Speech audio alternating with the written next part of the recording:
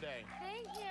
Are you get nervous after, was this your 4th album? I get really nervous. You do, huh? Yes. Yeah, and then tomorrow morning, will you wait and see how it sold, or do you have to wait a whole week? How does that work? You know what? Sometimes you're supposed to wait a week. You know, that's when the actual final numbers come through. But sometimes you get like little sneaky calls.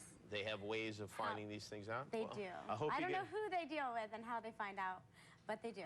All right. Sometimes I don't want to know, though. It scares me. You could be, right now you're setting yourself up for a horrible crank call type situation, because if I had your phone number, I'd give you a sneaky call tomorrow. That would be so horrible. You're not going to believe this. You would this. do that, wouldn't you? You only sold 30 albums last night.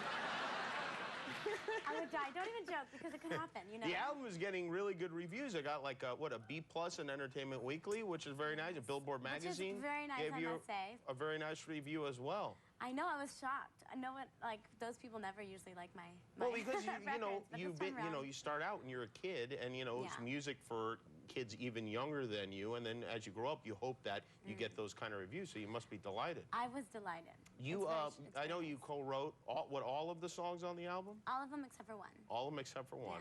Yeah. And the lyrics, I know, are maybe a little more autobiographical than in the past. Stuff.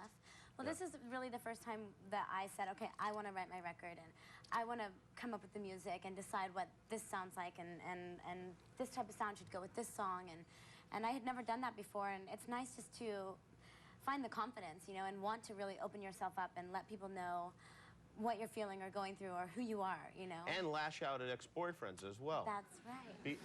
Some of the lyrics, let me just read, if you don't mind. Uh-oh. I can't get your attention. I'm so sick of it. I've got something to say to you, so shut up and listen. Who is that directed at? You know what? It's so funny that you picked that song, because that's called Outside of You, and it's the only song on my record that I didn't write. Oh, really? Yeah. Well, yeah. Who did the guy who wrote it? Who was he thinking of when... You know what? Actually, maybe he was talking to you. Maybe. No. You never know. Yeah. It wasn't particularly... All right.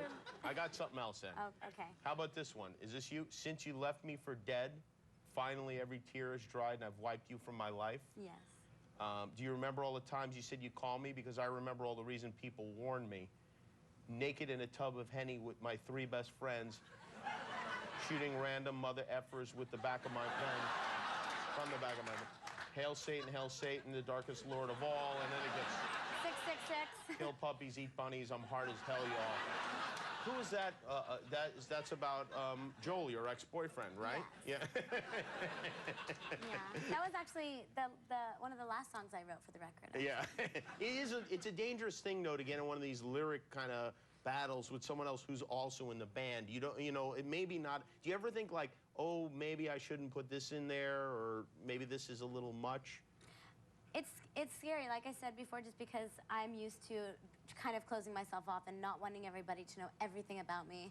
And with this record, it's really personal, and so much of it is, about my family, or I did make the record half in a relationship with someone and half not, which covers a lot of emotions.